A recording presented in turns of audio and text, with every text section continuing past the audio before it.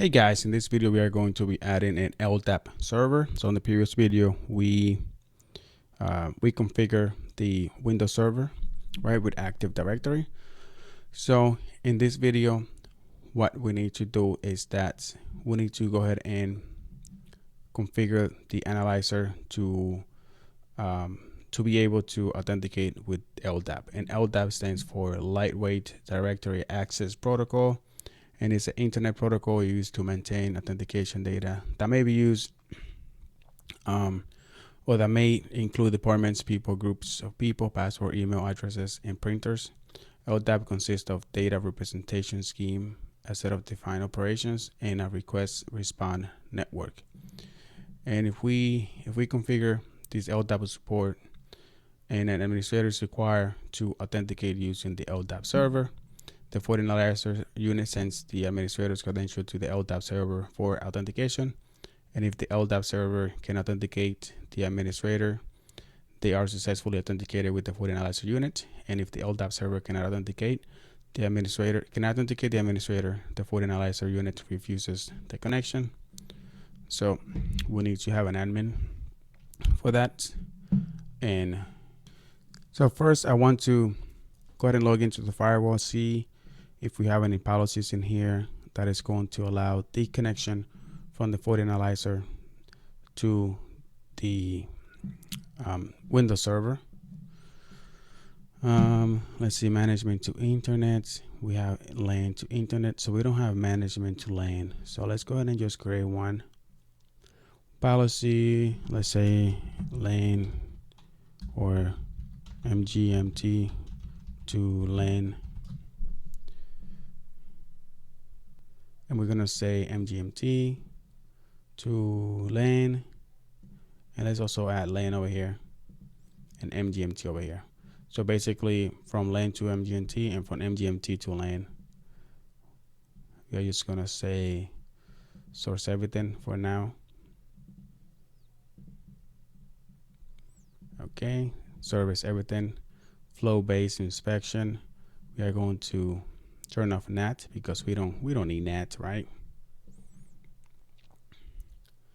All right, cool beans.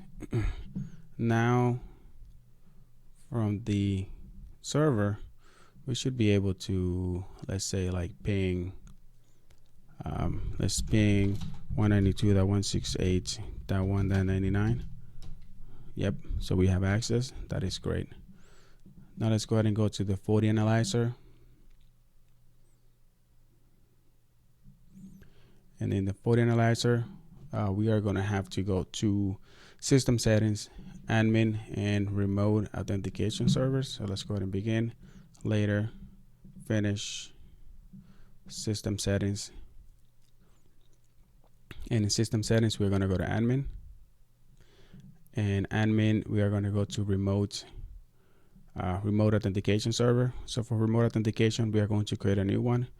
And you can create an LDAP server, radio server, and TACX Plus server. Since we created Active Directory, we are going to be using LDAP server. So in here, we are going to say to win server.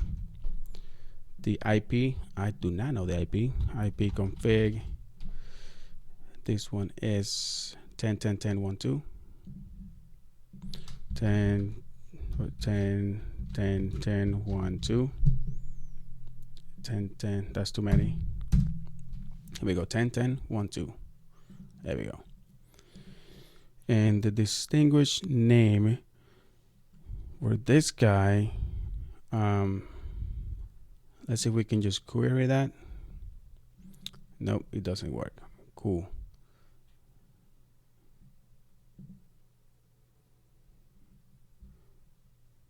So the bind is going to be regular.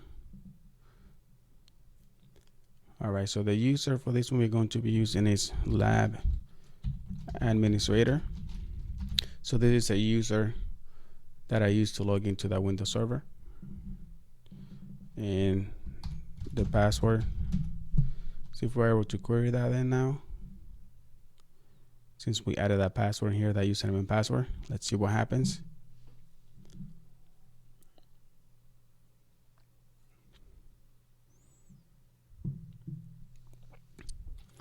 and that is taking too long. But I think for the distinguished name, let's go ahead and close this. Distinguished name is going to be DC lab, comma, DC equals to local. And I think that should be good. Press OK. Let's go ahead and edit.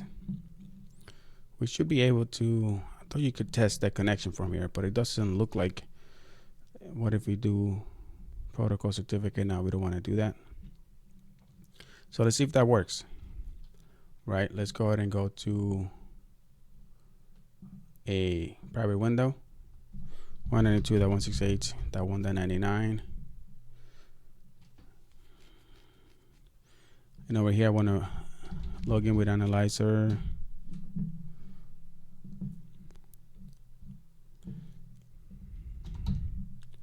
Analyzer 1.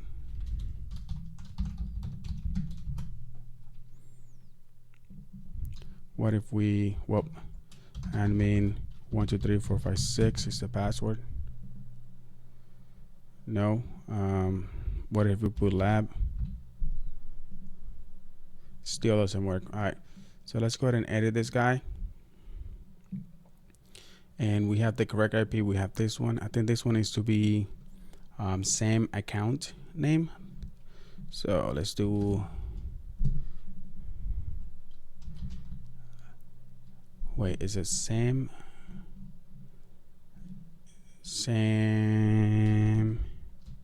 Why is it not typing?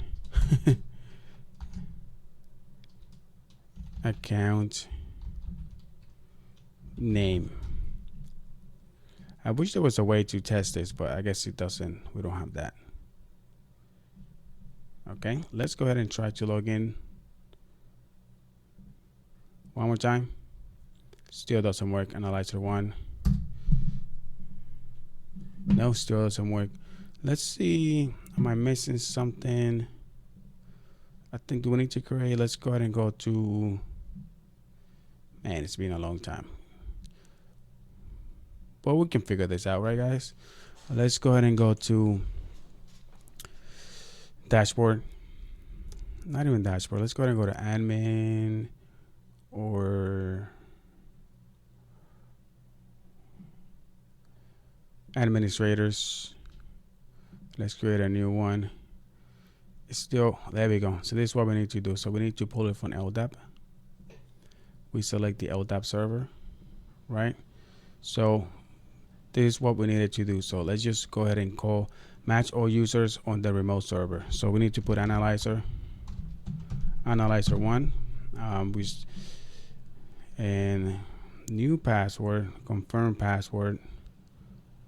So we're going to match all users on the remote server, because that way we are going to be able to log in. And then we need to just say this is going to be a super user, which is fine. So create the user, analyzer 1.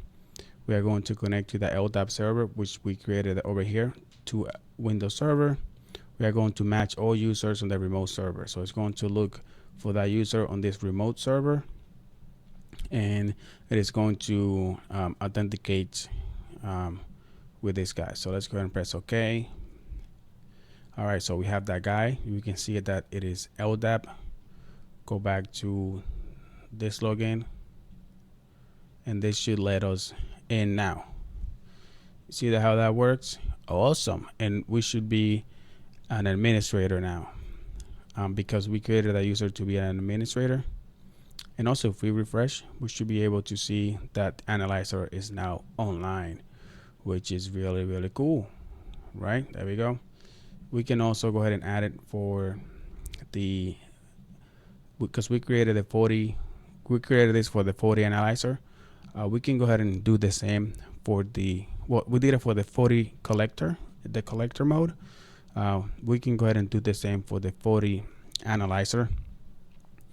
And let's go ahead and begin. Let's go ahead and say later, finish. And in here, we're going to go system settings, just the same thing that we have done before. We're going to go to admin. We're going to go administrator, not administrator. We want to go to remote authentication. Create a new one, LDAP server. We're going to say to win server. Going to keep it the same name. IP 10.10.1.2. This one was same account name. Distinguished name was DC equals to lab, comma, DC equals to local. The bind is not going to be simple. We are going to set it as regular, so we can use our lab administrator account, and we are going to go log in with that password that we use for that administrator. Nothing else to do over here. Great. So now for this guy, what we're going to be doing is we're going to go to administrators, create a new one, and we are going to select Analyzer 2. And in Analyzer 2 is going to be a LDAP. We are going to match all users, and the LDAP server is going to be to Windows Server. And we can log him in as a standard user. It's fine. Press OK. So now if we go to the private mode and go ahead and go to .100, because that's the IP of the analyzer, we should be able to log in with that user Analyzer 2. Analyzer 2. And that password that we gave it when we created a user in Windows Active Directory, I was not able to log in. Analyzer 2. For this one, it's not working. So Analyzer 2. Let's make sure we got everything right. LDAP to Windows Server. Match all the remote users. That's fine. Let's go ahead and go to remote authentication server. Edit. We're missing something. Same account name. DC equals to lab. Right here. The user DN. I spelled the domain incorrectly. So therefore that was not going to work. Now we should be able to log in. Right. And yes, so we are in. Look at that. So we can even wait for it to load, which is fine. It's a-okay with me. We can go to log view. We see the logs. We can see that we are logging with Analyzer 2, which is an Active Directory user. We can go to FortiGate. We can see the traffic of the FortiGates. So we can see all the good stuff. Looking good. So let's see. We probably won't be able to see the LDAP traffic in here, are we? We can just do a filter of the destination IP to 10.10.1.2. It is probably not here yet. It might take a couple minutes for us to see that traffic. But we see it over here.